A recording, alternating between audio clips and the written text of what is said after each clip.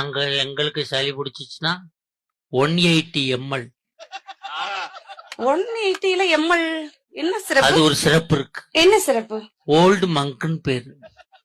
ரொம்ப லேட்டா இதாகுமா இல்ல உடனே கேட்கும்.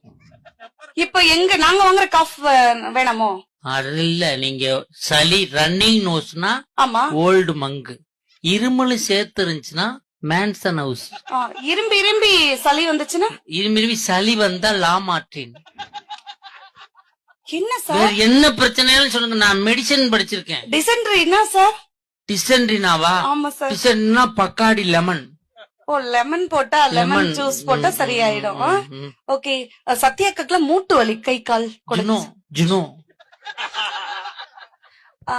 டயட்ல இருக்கிற மாதிரி ஒரு சிறப்பு சொல்லுங்க சார். Black gold.